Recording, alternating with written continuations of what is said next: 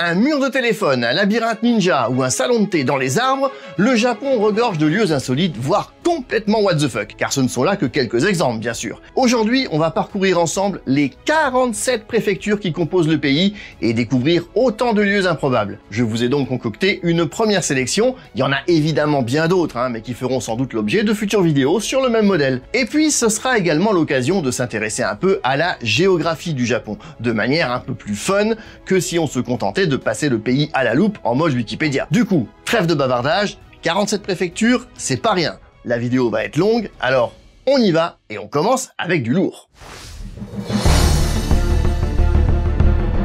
Vous connaissez tous le fameux Godzilla, et peut-être que vous connaissez également ses congénères, Mothra et Gamera. Alors laissez-moi vous présenter Gomura, une sorte de Godzilla géant entièrement fait en pneus. En quoi? Oui, tu as bien entendu, ce monstre est fait avec des pneus. On est à Shinchiro, une ville située entre Nagoya et Hamamatsu, dans le parc Tireland. Littéralement le parc des pneus quoi. C'est déjà assez insolite en soi d'imaginer ça. Bon, c'est pas non plus un parc d'attractions, c'est juste un parc où tout ce que l'on trouve est fait avec des pneus, même les balançoires et les fontaines. Mais surtout, la principale attraction, c'est ce Godzilla de près de 10 mètres de haut pour un poids de 20 tonnes, réalisé à l'aide de 115 vieux pneus. Et il n'est pas tout seul en plus, parce que pas loin de là, on a un sauropode, un dinosaure long de 15 mètres et presque aussi haut que Gomura, conçu avec 430 pneus. Bon sang, mais d'où ça sort ces trucs? Eh ben, c'est parce qu'à côté se trouve une usine de pneus, tout simplement. Et pour ceux qui n'ont pas compris, le nom de Gomura est un jeu de mots, puisque ça vient de gomu,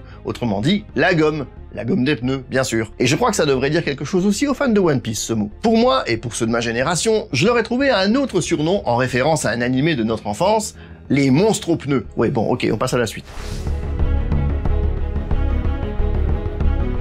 Si vous passez par la ville de Yokote, dans la préfecture d'Akita, et que vous vous égarez un peu sur une petite route de campagne, vous tomberez peut-être sur cette étrange statue. Cette créature semble tout droit sortie d'un ancien conte mythologique parce qu'elle a une tête d'homme, un corps de chat et des pattes de cheval. Ah, t'appelles ça un corps de chat, toi? Bah, quand tu la regardes de profil, un peu quand même. Oui, bah, j'aimerais pas ressembler à ça. Et vous aurez aussi remarqué que la statue porte une inscription sur les pattes avant. Celle-ci se traduit par « la statue qui attend votre retour sain et sauf ». Son rôle est en fait lié à la sécurité routière. C'est une sorte de divinité des temps moderne qui a été installé par une société locale, Asamai Transport. Son but est simplement que ceux qui passent par ici fassent bonne route et rentrent chez eux sains et saufs. Parmi les vestiges les plus anciens du Japon, il y a une pyramide. Non, je vous jure, c'est pas une blague, regardez. Ah, parce que ça, c'est une pyramide pour toi. Ouais, alors, ok, je vous accorde qu'au premier abord, ça saute pas aux yeux. Mais en fait, eh ben si, c'en est bien une. Pas très grande, d'accord, qui a été totalement laissée à l'abandon, qui tombe complètement en ruine, et où la végétation a bien repris ses droits. Mais après tout, c'est pas étonnant, parce qu'elle est là depuis des dizaines de milliers d'années. Elle est carrément plus vieille que celle d'Égypte, et ce serait l'œuvre des premiers peuples de l'archipel. Il s'agit de la pyramide d'Oshigami, et malgré son âge, elle n'a été découverte qu'en 1933. Bon, vous me direz que, vu son état, c'est pas très étonnant qu'elle soit passée inaperçue jusque-là. On pense qu'elle n'est en réalité qu'à moitié artificielle, et que ceux qui l'ont érigée ont surtout profité de la topographie. Par contre, ce ne serait pas un tombeau, mais un lieu de culte pour les adorateurs du soleil. Un genre de Stonehenge japonais en forme de pyramide, quoi.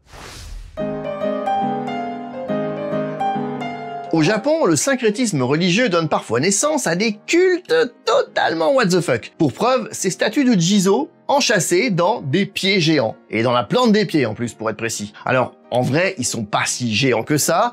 D'ailleurs, il y en a d'autres à cet endroit de taille bien plus modeste et en bois. L'objet de ce culte, plutôt difficile à savoir, les Japonais eux-mêmes s'interrogent sur la question. Cet endroit, mi-temple, mi-sanctuaire, car il y a un torii à l'entrée, est très récent, car il a été érigé en 2010. Mais il est totalement à l'abandon depuis. C'est limite de l'urbex d'une certaine manière, parce que pour y accéder, il faut presque se frayer un chemin à travers les ronces aujourd'hui, d'après ce que j'ai pu lire. Et sur Google Maps, l'endroit est indiqué comme définitivement fermé. Le mystère des Jizo dans les pieds reste donc entier. Je suppose qu'il y en a beaucoup parmi vous qui connaissent le manga Bleach et la série éponyme. Alors, personnellement, c'est pas mon cas, mais je dois néanmoins avouer que je saurais reconnaître au moins le style dans lequel le titre était écrit. Eh ben, certains, à Matsuyama, dans la préfecture d'Ehime, ont décidé de s'en inspirer sans vergogne pour créer l'enseigne de leur établissement. le Burning, situé dans le quartier de Dogo Onsen. Et qu'est-ce que cet établissement a de si particulier? Est-ce un énième magasin pour otaku rempli de mangas et de figurines? En vrai, pas vraiment, non. Enfin, peut-être qu'on en trouve à l'intérieur, hein, mais pour ça, encore faut-il avoir une raison d'y entrer. Pourquoi ça? Il faut une bonne raison? Bah, disons qu'il faut... Il faut être majeur, déjà. Être un homme, ensuite. Et avoir envie de... Comment dire, disons de s'offrir les services d'une demoiselle, voilà. Je pense que j'ai pas besoin d'en dire plus. Oula, ok, mais quel rapport avec Bleach? Bah ça, j'en sais pas plus parce que, comme tu t'en doutes, je n'ai trouvé aucune image de l'intérieur, hein, et encore moins de témoignages de clients. Après, je sais pas moi, j'ai cru comprendre que dans cette série, il y a des épées qui grandissent, alors peut-être qu'il y a un lien. Parce que vu qu'en toute logique, celui qui entre dans ce genre d'établissement, à un moment donné, il va avoir quelque chose qui grandit, quoi. Donc, Oui, c'est bon, on l'a compris, hein. Allez, préfecture suivante, vite. Je sais pas vous, mais moi je suis toujours assez fasciné par l'architecture des temples et sanctuaires au Japon. Hein. Les toits notamment sont souvent très ouvragés, de véritables œuvres d'art plutôt complexes.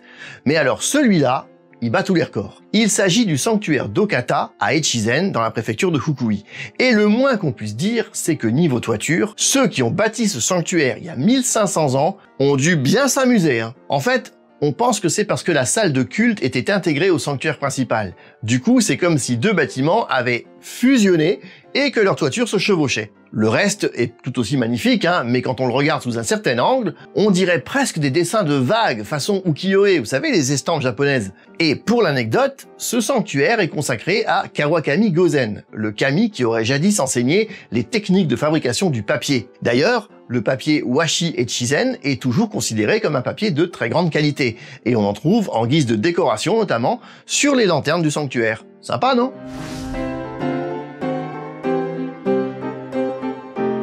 Et si on allait manger un morceau, ça vous dit un petit tour dans un izakaya? Mais un izakaya pas comme les autres, bien sûr. Hein. À Fukuoka se trouve en effet un établissement au nom curieux de 4e classe de 6e année de Tenjin. Le concept? Recréer l'ambiance d'une école primaire. Et franchement, on s'y croirait. Salle de classe, tableau noir, cartable typique des écoliers japonais, évidemment, salle de sciences, bureau du directeur, tout y est. Et je ne vous parle même pas des menus qui sont impressionnants et qui changent régulièrement selon les jours de la semaine et les cours qui sont censés être dispensés, ou encore selon les saisons. Les possibilités sont juste incroyables, sans compter les bonbons à volonté. Alors, bien sûr, pour les Japonais, c'est un établissement complètement orienté nostalgie, et qui en ramènera plus d'un en enfance. Mais pour nous, c'est l'occasion de découvrir l'ambiance des écoles japonaise. Et je dois bien reconnaître que si je retourne à Fukuoka lors d'un prochain voyage, j'ai grave envie d'aller y manger un curry ou un oyakodon.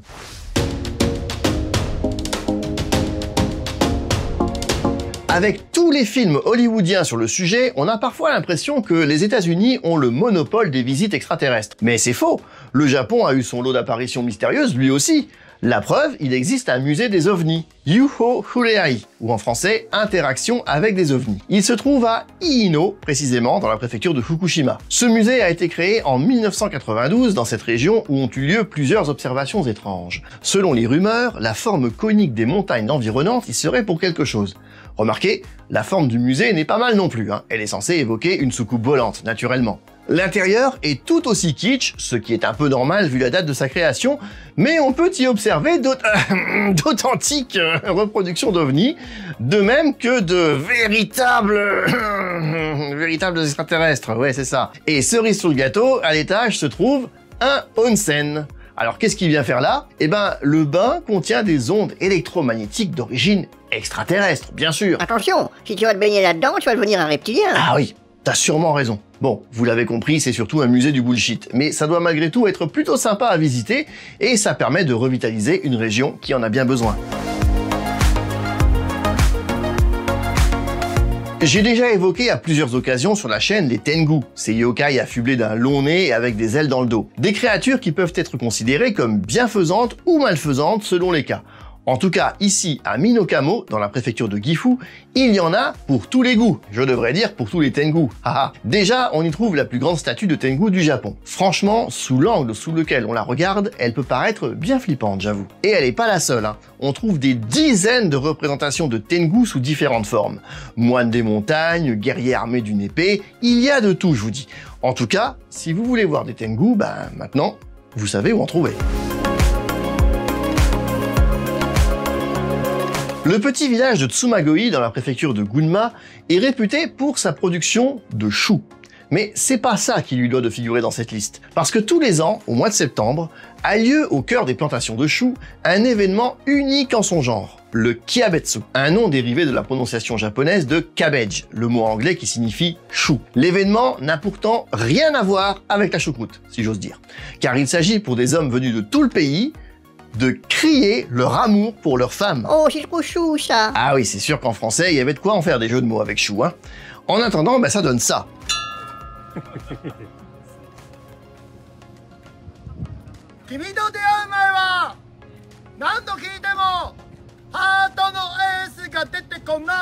Voilà, on crie son amour pour sa femme au-dessus des plantations de choux. Alors évidemment, vous vous doutez bien que ça sort pas de nulle part, hein. D'après la légende, telle que rapportée dans le Nihon Shoki, ce fameux écrit du 8e siècle dont j'ai déjà beaucoup parlé, c'est à cet endroit qu'il y a 1900 ans, Yamato Takeru aurait poussé un hurlement de chagrin après la mort de son beau-frère, le frère de sa femme bien-aimée Tachibana Hime. Pourtant, ce n'est qu'en 2008 que les habitants de Tsumagoi ont lancé cette tradition. Et il y a tout un tas d'autres façons de célébrer l'amour à cet endroit. Alors, si vous passez dans le coin avec votre moitié, pensez-y. Les nombreuses statues bouddhistes que l'on croise un peu partout au Japon sont pour la plupart assez anciennes. Par conséquent, elles sont souvent grises ou de couleur terne. Et ben ici, au temple Gensoboji, ce n'est pas le cas. Parce que tout le long de la route qui y mène, on croise des statues de Nyo, les divinités bouddhistes, très colorées, ce qui est franchement inhabituel. En fait, c'est juste qu'elles sont repeintes régulièrement depuis la création du temple en 1906. Mais le plus intéressant se trouve au cœur du temple. C'est cette statue représentant la divinité Hudo-myo. Alors qu'a-t-elle de si spécial, vous me direz ? Eh ben, elle est destinée à se retrouver plus tard dans le ventre d'un Bouddha géant. Elle va se faire bouffer par un Bouddha? Non, tu m'as pas compris. Elle fait partie d'une statue beaucoup plus grande, mais qui n'est toujours pas terminée. Regardez cette image, on voit d'un côté un pied du Bouddha et de l'autre sa future main. Quant au mur qui en fait entoure la statue, eh ben il constituera un jour, peut-être, le corps de ce Bouddha. Mais jusqu'ici, nul ne sait s'il sera finalement achevé. Si vous allez à Hakodate et que vous êtes un mordu de rétro gaming, alors vous devez séjourner à l'Imagine Hotel & Resort Hakodate. Celui-ci propose le Famicom Dojo, une salle de jeux rétro où les premières consoles de Nintendo et pas mal de jeux sont en accès libre, de la Famicom à la Nintendo 64, il y a de quoi y passer des heures. Et si vous parvenez à atteindre un score de 20 000 points sur le jeu Galaxian, vous aurez droit à un coupon de 500 yens à dépenser dans l'établissement. Cela dit, je dois bien avouer que l'Imagine Hotel a bien d'autres attraits que le Famicom Dojo, hein. C'est un hôtel situé en bord de mer, avec des chambres superbes, un onsen extérieur avec vue sur l'océan, et un menu de petit déjeuner mais absolument fabuleux. Bon, si vous aimez le poisson, et surtout les œufs de poisson le matin. Mais franchement, moi, je préfère ça au natto, hein. Tiens, ça faisait longtemps. Oui, et ça ne me manque pas. Bref, cet hôtel a tout pour plaire, donc pour votre prochain voyage au Japon, ça peut être une étape très sympa, à condition de passer par Hokkaido. Mais c'est une destination très agréable en été, plutôt que d'aller suffoquer sous le cagnard à Kyoto. En tout cas, si vous rêvez de partir au Japon, mais que l'organisation d'un tel voyage vous semble être plus un cauchemar qu'autre chose, eh ben, je suis là aussi pour vous libérer de ce poids, puisque j'ai créé, pour ceux qui ne le savent pas, Dog Japan Travel, mon activité de travel planning spécialisée sur le Japon. Là, vous n'avez plus à vous soucier de rien, je m'occupe de tout. Alors, n'hésitez pas à me contacter, toutes les infos sont dans la description. Le 17 janvier 1995, un énorme tremblement de terre secoue la ville de Kobe. Il est resté dans les mémoires des Japonais sous le nom de Hanshin Awaji, et dans la mienne également, parce que je me rappelle encore très clairement des images diffusées lors des journaux télévisés de l'époque chez nous. La catastrophe a fait plus de 40 000 morts et blessés, et les dégâts étaient impressionnants. Ça remonte à près de 30 ans maintenant, Mais une partie du port, le quai de Meriken, a été préservée et laissée en l'état. Un parc mémorial a également été érigé tout autour, mais cette partie totalement démolie avec ses lampadaires inclinés et son sol fissuré a de quoi faire dresser les cheveux sur la tête. Et je parle en connaissance de cause parce que c'est un lieu que j'ai pu voir lors d'un voyage en 2018. D'où une certaine émotion quand j'en parle, parce que quand je suis arrivé sur place, j'ignorais totalement que j'allais tomber là-dessus. Et bon sang, ça affiche un sacré coup de voir ça en vrai, je vous l'assure. En tout cas, moi, c'est un lieu qui m'a bouleversé et que je suis pas prêt d'oublier. Si vous passez par Kobe, allez voir, je vous jure que ça fait un drôle d'effet. Après le Bouddha inachevé, en voici un qui est non seulement bien fini, mais qui en plus détient un record du monde homologué dans le Guinness Book. Il s'agit en effet du plus grand Bouddha au monde. Ushiku Daibutsu se trouve donc à Ushiku, c'est le nom de la localité où vous pourrez l'admirer, dans la préfecture d'Ibaraki. Il mesure 120 mètres de haut, 3 fois la taille de la Statue de la Liberté. Et évidemment, il se voit de loin, hein. Mais ce n'est pas qu'une simple statue, c'est aussi un temple, car l'intérieur se visite également. Il y a un escalator, un ascenseur. Franchement, difficile d'imaginer ça quand on voit de l'extérieur, hein. Et le 3e étage est appelé Rengezo. Il représente la terre pure, le paradis bouddhique. On y trouve près de 3000 statues de Bouddha exposées dans une lumière dorée. Stylé, non? Certains temples ne sont pas ce qu'ils ont l'air d'être. À Kanazawa, par exemple, le temple Myoryuji est surnommé le temple ninja. Alors, non pas qu'on y trouve des ninjas ou qu'il ait été fréquenté par ces derniers, mais c'est à cause de sa structure particulière. Vu de l'extérieur, il ressemble à un temple des plus banals. Mais à l'intérieur, c'est autre chose. Architecture fortifiée, escaliers et salles cachées, pièges, tours de guet, puits, passages souterrains, c'est un véritable labyrinthe sur 7 étages. 7? Mais comment c'est possible? Vu de l'extérieur, on n'en voit que 2. Eh oui, ça fait partie de ces nombreux mystères, justement. On ignore qui est l'architecte de génie un peu fou qui a conçu ce temple, mais une chose est sûre, il avait de l'imagination. Aujourd'hui, ce temple se visite, mais uniquement sur réservation et avec un guide, hein, sans quoi vous n'en ressortiriez jamais. Mais attention, si vous souhaitez vous y rendre, il y a pas mal de restrictions. Photos interdites, évidemment, mais également shorts, lunettes de soleil et casquettes. Tenue correcte exigée, quoi. C'est ça, oui. Et les enfants ne sont pas admis non plus.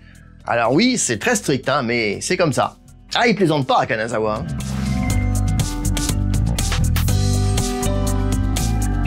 Imaginez que vous vous baladiez le long des gorges de Genbikei, dans la préfecture d'Iwate, et vous avez soudain un petit creux. Pas de problème, vous pouvez facilement vous faire livrer des dango. Des quoi? Des dango, ce sont des boulettes de pâte de riz servies sous forme de brochette. Mais là, ça c'est pas la question. Ici, c'est le système de livraison qui est atypique, parce que la boutique, qui s'appelle Kakko, se trouve de l'autre côté des gorges. Et pour se faire livrer, c'est simple.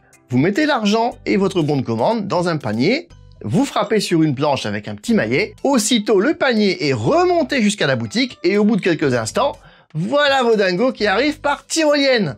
Ah perso, je trouve ça mais ultra stylé. Et vous pouvez commander du thé avec vos dingos, hein, pas de problème, il n'y aura pas une goutte renversée dans le panier. Non mais franchement, ils sont trop forts, sérieux.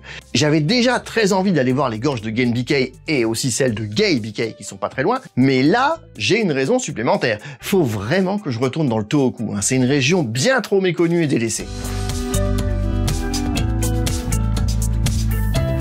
Avez-vous déjà entendu parler de Kanei Tsuo? C'était une pièce de monnaie très répandue durant la période Edo. Elle est très connue au Japon. Eh ben, cette pièce a été reproduite avec du sable. Une structure de 100 mètres de large dans la préfecture de Kagawa, sur l'île de Shikoku, près de la ville de Kannonji. On l'appelle Tsunae Zenigata, le sable en forme de pièce de monnaie, et on peut l'admirer depuis les hauteurs du parc Kotobiki. Selon la légende, le simple fait de la regarder permet de vivre longtemps, en bonne santé, et sans avoir à se soucier des problèmes d'argent. Et c'est là que je me dis que c'est dommage de ne pas connaître des lieux comme ça quand on visite le Japon. Parce que devinez qui est passé à 2 pas de Tsunae Zenigata lors de son dernier voyage, hein? Mais alors vraiment tout près. Parce qu'on est allé dîner à Kannonji, dans un petit resto dont mes compagnons de voyage se souviennent sans doute très bien parce qu'il est difficile d'oublier une glace à la pomme de terre. Mais c'est pas le sujet. Du coup, j'ai plus qu'à retourner dans ce coin la prochaine fois.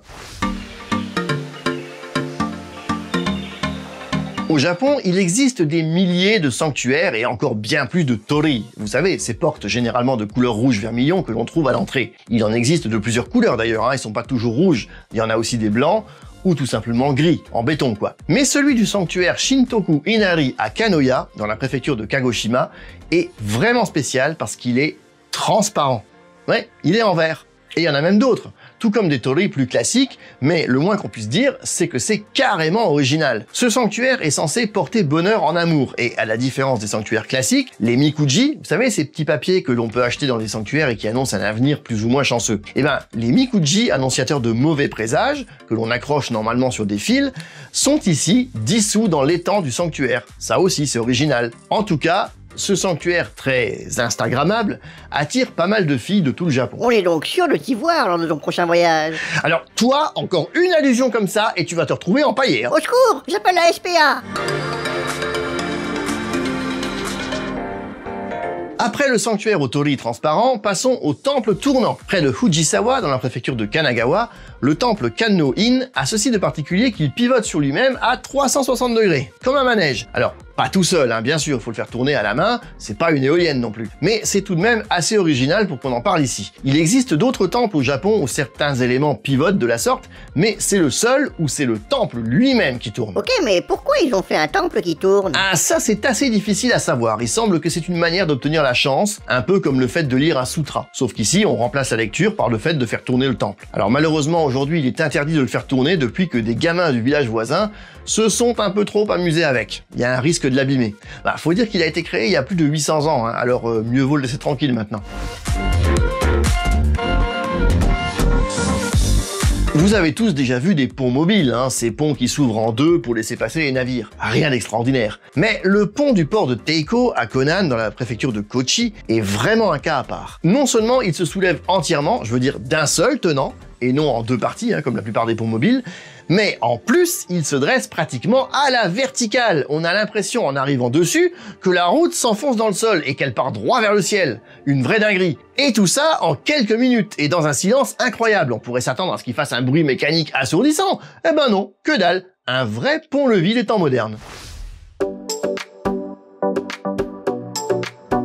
Il y a quelques instants, on parlait de choses qui tournent et je vous disais que le temple Kanno-in n'était pas une éolienne. Eh ben, en voici des éoliennes justement, mais des éoliennes en pierre. Bienvenue au parc Ipponmatsu de la ville de Yamaga, dans la préfecture de Kumamoto. Et voici le tourbillon de pierre, 3 moulins à vent de granit, et qui tournent vraiment, lentement, certes, mais ils tournent. Cette région est apparemment réputée pour être assez venteuse, mais même lorsque le vent ne souffle pas très fort, les moulins tournent quand même. Jolie prouesse de la part des créateurs de cette... je sais pas comment on peut appeler ça, cette dinguerie quoi. Par contre, vous avez peu de chance de les voir tourner tous les trois en même temps. On dit même qu'il arrivera quelque chose de bien à ceux qui les voient tourner tous les trois. Mais si le troisième tourne, alors c'est qu'un typhon approche. Du coup, mieux vaut pas traîner dans les parages. Dès qu'on pense Japon et toilettes, évidemment, on a en tête l'image des toilettes high-tech et auto-nettoyantes, les fameux washlets auxquels j'ai jadis consacré toute une vidéo. Mais paradoxalement, on trouve aussi au Japon des toilettes très anciennes, datant du XIIIe siècle. Alors, je vous rassure, elles sont pas accessibles pour les utiliser, mais elles sont toujours là et le système est, comment dire, intéressant. Alors, il y a notamment un côté pour ce qui est liquide et un autre pour ce qui est solide, dirons-nous. Alors on se plaint parfois des toilettes dites à la turque, mais là c'était franchement encore pire. Il y a intérêt à avoir un bon équilibre dans la position requise. Et je vous ferai grâce de la manière dont les moines s'essuyaient. À part des gens poussés par une curiosité malsaine, je vois pas qui aurait envie de savoir ça. C'est clair. En tout cas, hormis les toilettes, le temple Tofukuji mérite la visite quand même. D'autant qu'il n'est pas très fréquenté, comme 95% des temples de Kyoto. Enfin, sauf en automne, parce que c'est un spot très prisé pour les momiji. Allez, passons à la suite.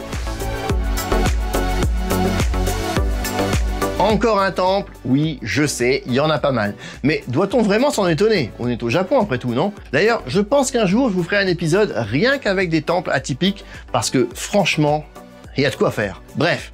Nous sommes au temple Daikanonji de la ville de Tsu, dans la préfecture de Mie. Et comme son nom l'indique, on y trouve une grande statue de Kanon. Et si elle n'est pas la plus grande du pays, elle est présentée comme la plus grande statue dorée de Kanon. Fallait bien trouver quelque chose pour se distinguer. Mais il n'y a pas que ça. On trouve aussi des mises en scène avec des animaux formant des orchestres. Il y a les grenouilles, les chats et même les kappas, chacun dans un style différent. Et si vous vous demandez ce qu'il y a derrière les chats là, eh ben ce sont les getas de Kanon. Oui, les getas, vous savez, ces sandales de bois japonaises là. Oh, j'ai eu peur. Vu qu'on parlait de musique, j'ai cru qu'il y avait un lien avec David Guetta. C'est pas très sympa pour la musique ça. Mais en parlant de ça, la curiosité la plus what the fuck de ce temple, c'est certainement Karaoke Kanon, une statue de Kanon avec un micro. Sans doute un lieu où les amateurs viennent prier pour mieux chanter. La ville de Sendai est fière de vous présenter son anti-point culminant, le mont Hiyori, d'une altitude record de 3 mètres. Non, c'est pas une blague, hein, ni un poisson d'avril hors saison. Cette montagne est officiellement répertoriée sur les cartes topographiques de l'autorité d'information géospatiale japonaise comme étant la montagne la plus basse du Japon. Elle se trouve à l'est de Sendai, face à l'océan, et on peut en faire l'ascension. Comptez environ 3 secondes et demie pour atteindre le sommet depuis la base. Mais beaucoup plus en revanche pour arriver au pied de la montagne depuis le parking le plus proche. En chemin, vous croiserez des panneaux qui ne manquent pas d'humour tels que « Attention aux ours » ou encore « Attention aux chutes de pierre ». Ah, les Japonais sont parfois taquins. Mais c'est aussi une manière de conjurer le mauvais sort parce que, avant le grand tremblement de terre de 2011, qui a profondément marqué cette région, le mont Hiyori n'était que la seconde montagne la plus basse du pays. Le terrain s'est affaissé lors du séisme, permettant ainsi à la montagne de passer en tête de ce classement plutôt insolite. En France, quand on entend le nom de Miyazaki, immédiatement une seule chose vient en tête, les films du studio Ghibli. Mais Miyazaki, c'est aussi une préfecture de l'île de Kyushu. Et lorsqu'on mixe les deux, on obtient cette statue de Totoro avec un petit panneau arrêt de bus. Alors évidemment, il ne s'agit pas d'un lieu officiellement lié au studio Ghibli, mais d'un hommage réalisé par un couple pour leur petite fille. Le grand-père est en effet un plâtrier chevronné avec plus de 50 ans d'expérience, ce qui lui a permis de réaliser ce magnifique Totoro dans son jardin. Et oui, c'est pas un véritable arrêt de bus. Cependant, il est ouvert au public pour ceux qui voudraient se faire photographier ici, à condition de demander gentiment, bien sûr. Prendre le thé à 6 mètres au-dessus du sol, dans un salon de thé bâti au sommet d'un arbre, ça vous tente? Alors rendez-vous dans la ville de Chino, non loin de Suwa, dans la préfecture de Nagano. Là, vous découvrirez Takasuan, un salon de thé qui compte parmi les 10 bâtiments les plus dangereux au monde, selon le magazine Time. Et pour cause, on se demande comment ça tient. En plus, il n'est pas tout seul, parce que non loin de là se trouve une autre construction encore plus étrange qui, elle, semble carrément flotter dans les airs. L'architecte un peu dingue à l'origine de ces constructions insolites, c'est Fujimori Terunobu, qui est également professeur émérite de l'université de Tokyo. Ses réalisations sont des créations personnelles et elles ne se visitent que lors d'événements exceptionnels. Vu de loin, ça peut faire penser à une maison tout droit sortie d'un animé du studio Ghibli dont on parlait il y a 5 minutes. N'empêche que moi, ce salon de thé au sommet d'un arbre, il me fait vraiment penser à la cabane de Huck dans Tom Sawyer. Ceux qui ont la ref, vous en pensez quoi? Alors, on a déjà vu le plus grand Bouddha et la plus petite montagne, la plus grande statue de Kanon et le torii transparent. Logiquement, voici maintenant le plus petit torii du Japon. Nombreux sont les sanctuaires au Japon à revendiquer le plus grand torii, à croire que les prêtres shinto ont décidément quelque chose à compenser. Mais ici, au sanctuaire Awashima, près du mont Unzen, dans la préfecture de Nagasaki, c'est l'inverse. On se vante d'avoir le plus petit torii du pays. Toujours est-il que, selon la légende, mesdames, si vous parvenez à franchir ce torii, vous ferez un bon mariage et vous aurez de beaux enfants. C'est pas moi qui le dis, mais si l'aventure vous tente, rendez-vous à Kunimi pour faire cette expérience. Moi, de toute manière, j'aurais même pas essayé, je sais d'avance que je vais rester coincé.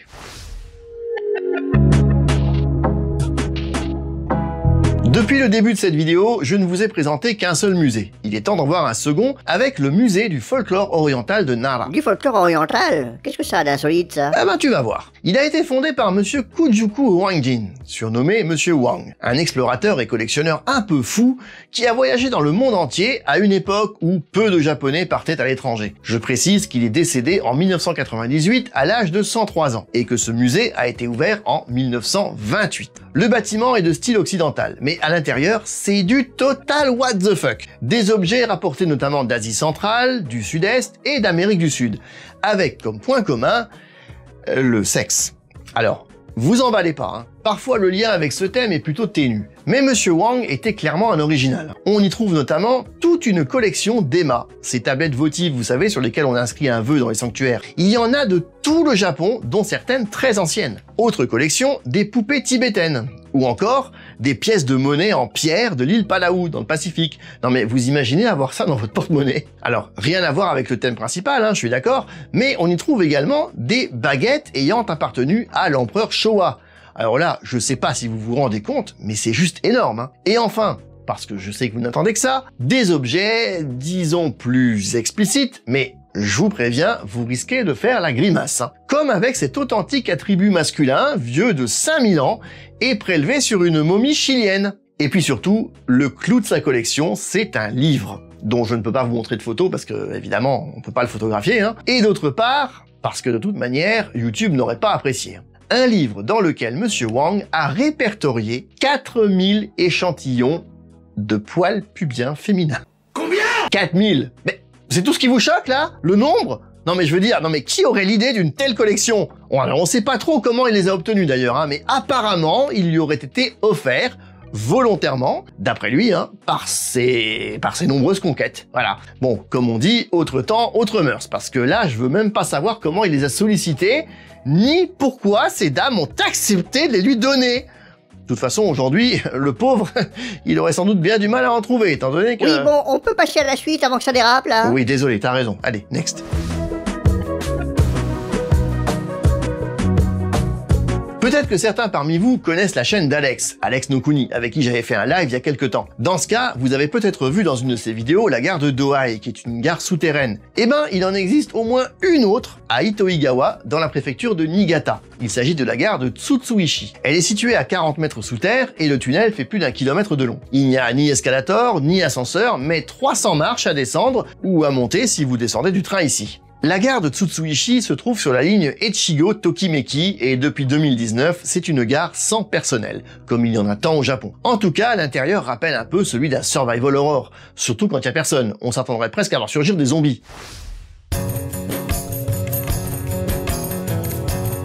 Dans certains sanctuaires japonais, ou de manière générale en Asie d'ailleurs, on trouve parfois des représentations de phallus. Évidemment, ça n'a rien de tendancieux, puisque c'est lié à d'anciennes croyances, Shinto en l'occurrence ici. Ce qui est plus surprenant, c'est lorsque l'on rencontre une telle représentation, surtout d'une taille, disons, respectable, à l'entrée d'un restaurant. Le Yakinikuen Kotoku, à Bungo Ono dans la préfecture d'Oita, est notamment réputé pour ses cuisses de poulet grillées au charbon de bois.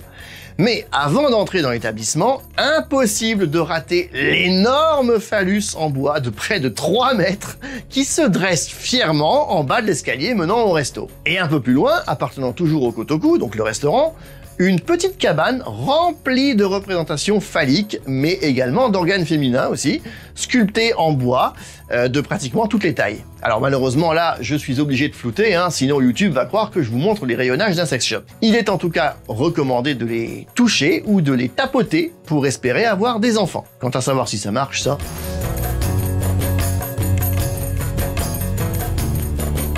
Allez, après les phallus, les seins. Au moins, on pourra pas me reprocher de ne pas respecter la parité. Voici donc le sanctuaire Chichigami de Karube, dans la ville de Soja, préfecture d'Okayama. Si vous parlez un peu japonais, vous savez peut-être que Chichi, ça peut signifier les seins. Voilà.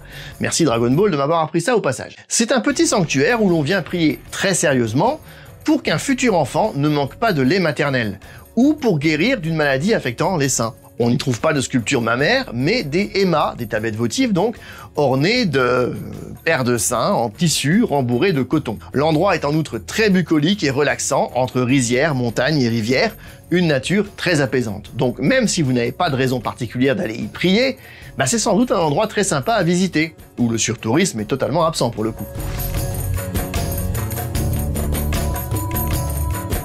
Comme moi, vous avez peut-être déjà vu ou entendu parler des perles d'Ise-shima et des plongeuses Hama. Ce que j'ignorais en revanche, c'est que le Japon est le premier pays au monde à être parvenu à cultiver des perles avec succès. Mais plus encore, sur l'île d'Ishigaki, à Okinawa, ils ont réussi à cultiver des perles noires. L'entreprise Ryukyu Pearl est le leader mondial dans ce domaine et c'est extrêmement rare. Les perles noires sont aussi appelées les larmes de sirène, et à l'état naturel, ici dans la baie de Kabira, on n'en trouve qu'une fois sur plusieurs décennies.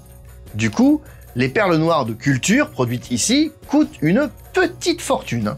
En vrai, elles sont pas totalement noires, car selon l'éclairage, elles peuvent prendre des teintes or, vert, bleu, rouge ou encore jaune. Il aura fallu 20 ans d'efforts aux 3 personnes ayant réussi cet exploit pour y parvenir en 1963.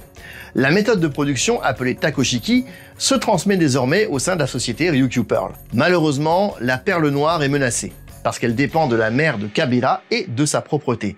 Or, celle-ci est de plus en plus polluée.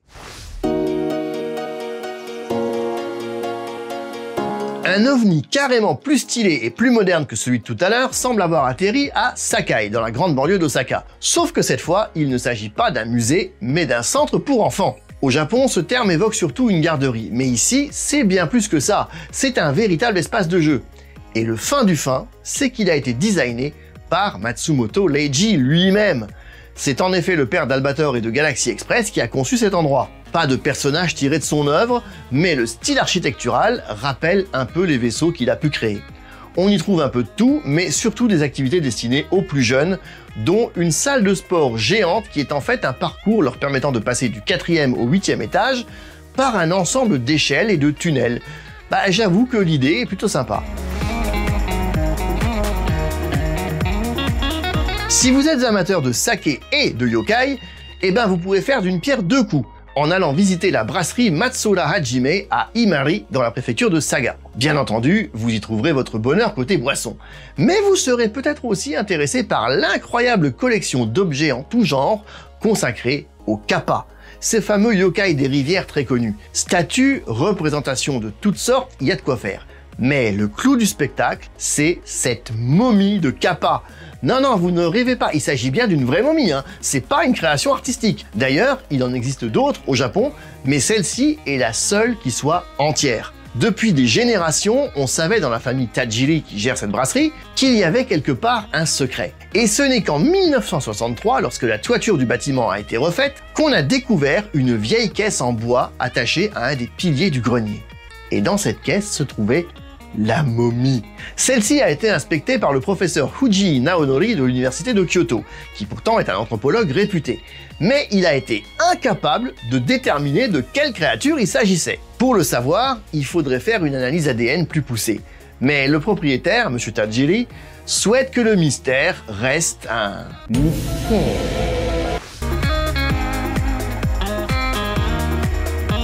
Imaginez, vous vous baladez tranquillement à Saitama, dans la préfecture du même nom, dans le quartier d'Omiya, et soudain, vous apercevez ça.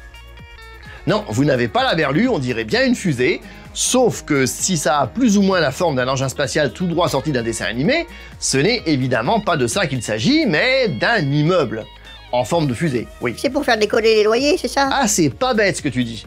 Les espaces alloués dans cet immeuble bâti durant les années 80, juste avant l'explosion de la bulle économique, sont tous de forme circulaire et coûtent 200 000 yens par mois, ce qui n'est quand même pas négligeable. Là, ça fait environ 1300 à 1500 € selon le cours du yen. Généralement, ce sont plutôt des boutiques ou des magasins qui utilisent cet immeuble en fait, et apparemment avec un turnover assez important. Pourtant, au départ, l'individu qui l'a fait construire avait l'intention d'en faire un musée pour y exposer... Des éléments de fusée, évidemment. Ah non, des poteries. Ah, on voyait de drôles de choses au Japon dans les années 80. La ville de Higashi-Omi, dans la préfecture de Shiga, est réputée depuis l'époque Edo pour ses immenses cerfs-volants, qui ont été désignés bien culturel populaire immatériel national. Et y a de quoi. Lorsqu'on voit ce que les gens du coin sont capables de faire, non mais sérieux, regardez-moi la taille de ce machin. Alors ça, c'est du cerf-volant de compétition. Alors, généralement, il a une taille de 100 tatamis, soit 13 mètres sur 12, et peut peser jusqu'à 700 kg. Pas étonnant qu'il faille autant de monde pour le porter, et surtout pour le faire voler. Et encore, ça c'est rien. En 1898, la population avait fabriqué un cerf-volant d'une taille de 240 tatamis, 2 fois et demi celui-là. Le cerf-volant est refait chaque année et exposé dans le musée du cerf-volant qui se trouve également à Higashi-Omi. Un musée où l'on peut admirer des cerfs-volants du monde entier, mais évidemment, c'est celui-ci qui reste le clou du spectacle.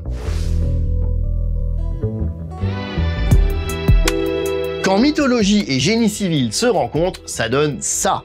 la boucle Okuizumo Orochi sur la route 314 entre Miinohara et Izumo Sakane dans la préfecture de Shimane. Une double boucle ainsi nommée en référence au fameux Yamata no Orochi, ce dragon mythologique tué par Susanoo. Il faut reconnaître que l'endroit est plutôt sympa à voir, hein. Il y a d'ailleurs plusieurs points d'observation ainsi qu'un restaurant et un chemin pour s'y balader à pied. Le dénivelé n'est que d'une centaine de mètres, mais il faut dire que quand on voit la configuration du terrain, pour faire un virage à 90 degrés, c'était presque la meilleure chose à faire.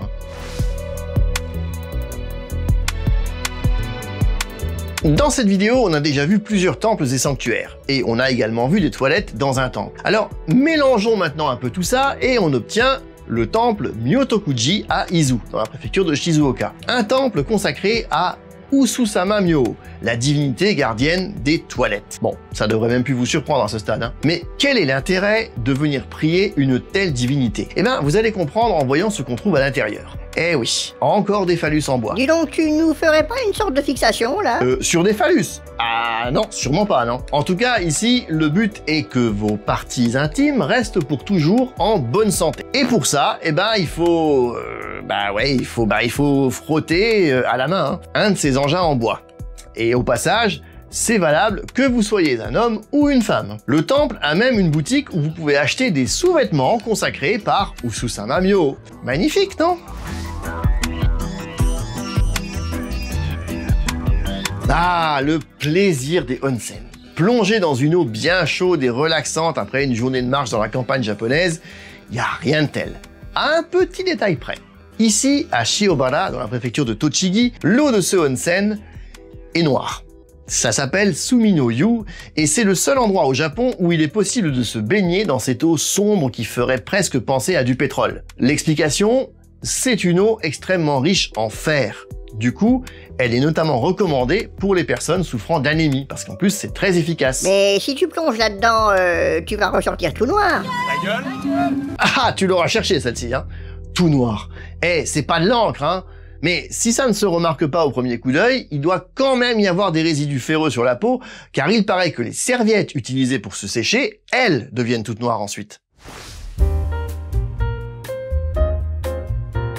Lorsque certains ouvrages conçus par l'homme évoquent sans le vouloir des éléments naturels tels que des animaux, il n'est pas rare qu'au Japon, on décide de jouer là-dessus pour renforcer l'image en question. Et c'est ce qui s'est passé en 1992 pour le pont Shishikui dans la ville de Kaiyo, préfecture de Tokushima. Les deux arches formant le pont enjambant la rivière faisaient penser à des ailes de mouette. On a donc décidé d'y ajouter des têtes de mouette. L'une semble se diriger vers la mer toute proche, l'autre vers les montagnes de l'île de Shikoku. Et depuis lors, le pont est surnommé par les habitants Kamomebashi, le pont aux mouettes.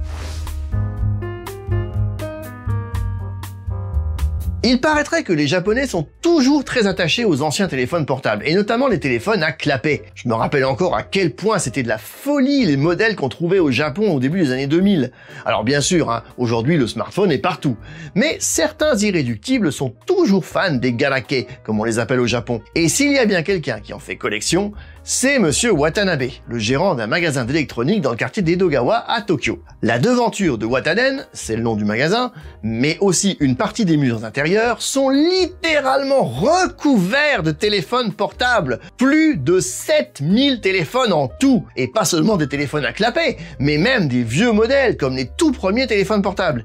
Et ils sont là, accrochés à la vue de tous. Monsieur Watanabe considère que c'est une forme d'art et sincèrement, ouais, on peut le voir comme ça. En tout cas, respect. La poire est la spécialité de la préfecture de Tottori, au point qu'un musée unique au monde, évidemment, lui est consacré à Kurayoshi. Il s'agit du musée commémoratif de la poire Tottori du XXe siècle. Si vous aviez toujours voulu tout savoir sur les poires, c'est l'endroit rêvé. T'es sûr que c'est pas toi qui nous prends pour des poires, là? Bon, c'était facile, ça. La variété de poire de Tottori s'appelle Niji Seiki. Elle ressemble à une pomme, mais c'est une poire. Et les locaux n'en sont pas peu fiers.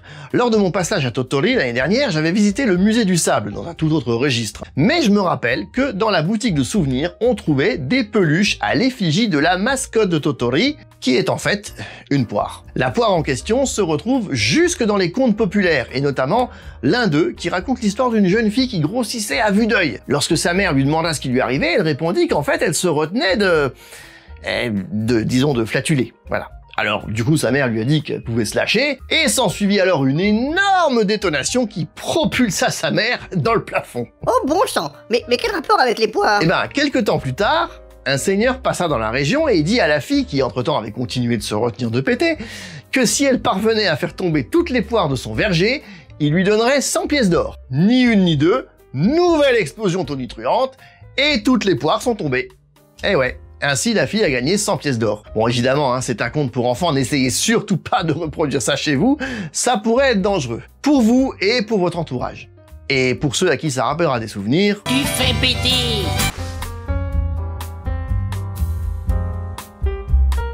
Les amateurs de trains japonais connaissent peut-être déjà cet endroit. À Toyama se trouve le café Blue Train, un établissement où on peut se restaurer entouré de trains électriques. Les tables et les sièges sont agencés à la manière des anciens compartiments du début du XXe siècle, et des trains électriques de toutes sortes sont exposés sur les murs, sans compter ceux qui circulent réellement tout autour du café. Ils font effectivement le tour de l'établissement, passent à côté des compartiments clients là, et tout autour du comptoir. Différents modèles sont présents, dont le Hokuriku Shinkansen évidemment, celui qui dessert Toyama. Franchement, j'adore ce concept. Rien que pour ça, j'ai envie de retourner à Toyama, tiens.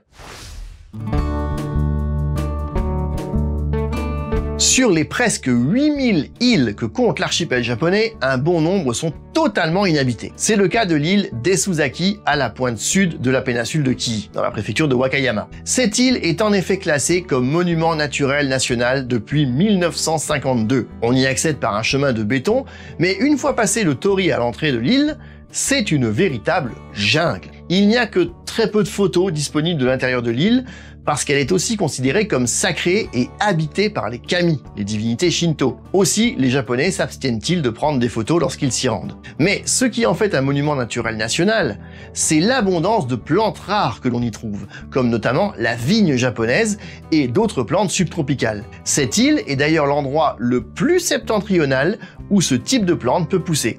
Elle mérite donc qu'on la respecte.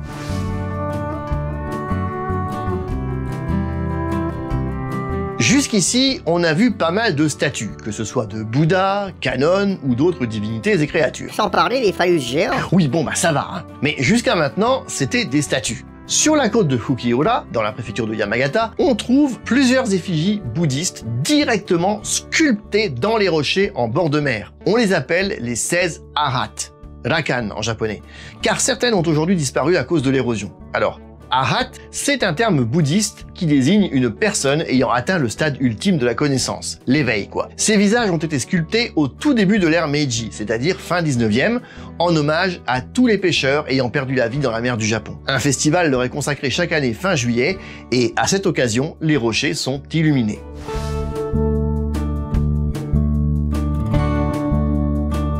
Voici un bâtiment où je suis à peu près sûr que je ne mettrai jamais les pieds. Et vous non plus, si comme moi vous avez la phobie des serpents. D'ailleurs, petite mise en garde à l'intention de ceux que ces bestioles font flipper, vous avez le droit de passer directement à la dernière préfecture, parce que je vais devoir mettre quelques images. Bon, je vous mets le timecode au cas où. Voilà. À Iwakuni, dans la préfecture de Yamaguchi, se trouve le musée du serpent blanc. C'est un serpent albinos qui ne vit qu'à cet endroit. Alors perso, avec ses yeux rouges et son corps tout blanc, moi, il me donne des frissons. Mais au Japon, il est vénéré depuis l'Antiquité parce qu'il porte chance, soi-disant. Et on raconte aussi qu'il a un caractère très doux. Ouais doux ou pas, moi, je m'en approche pas. Allez, on passe à la 47e et dernière préfecture.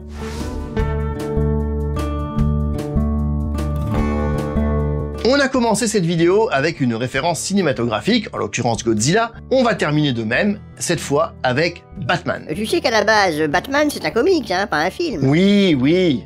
Pardon s'il y a des aficionados du genre parmi vous, perso c'est pas du tout ma cam, alors désolé si je blasphème. De toute façon, vous allez voir que le rapport avec l'homme chauve-souris est assez tiré par les cheveux. L'endroit s'appelle effectivement Psycho Bat Cave, mais concrètement, il s'agit d'une grotte où on trouve des chauves-souris. En fait, moi, ce qui me fascine davantage ici, c'est que c'est une grotte de lave, et qu'en plus elle se trouve au pied du mont Fuji.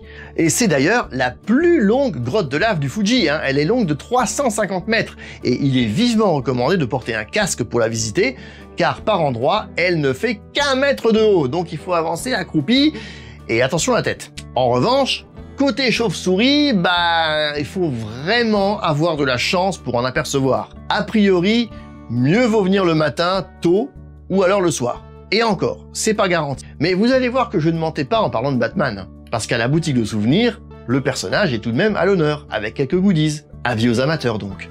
Et c'est là-dessus que s'achève ce premier tour d'horizon des préfectures japonaises et des lieux insolites qu'on peut y trouver. C'était une grosse vidéo, un gros travail de recherche aussi, je vais pas vous mentir. Alors j'espère vraiment que ça vous a plu. En tout cas, un très grand merci à toutes celles et ceux qui sont restés jusqu'au bout. N'hésitez pas à laisser un petit like, voire un petit pourboire sur Tipeee ou sur YouTube. Partagez aussi la vidéo autour de vous, hein, c'est important parce qu'on sait très bien qu'on peut malheureusement pas compter sur YouTube pour donner la visibilité. J'attends évidemment vos commentaires pour me dire ce que vous pensez de ce nouveau format, si vous en voulez d'autres, et croyez-moi j'en ai encore en réserve, et quels ont été le ou les lieux que vous avez préférés, ceux que vous aimeriez visiter, par exemple, ou ceux où vous êtes déjà allés. N'hésitez pas non plus à m'en proposer d'autres, hein. Comme j'ai dit, j'ai encore de quoi faire quelques épisodes comme ça, mais si vous connaissez des endroits bien barrés au Japon, bah allez-y, hein, moi je suis preneur. Enfin, pensez à vous abonner si vous n'étiez pas encore pour d'autres vidéos sur le Japon et sa culture. On se retrouve dès la semaine prochaine, et d'ici là, continuez d'aimer le Japon. Matane!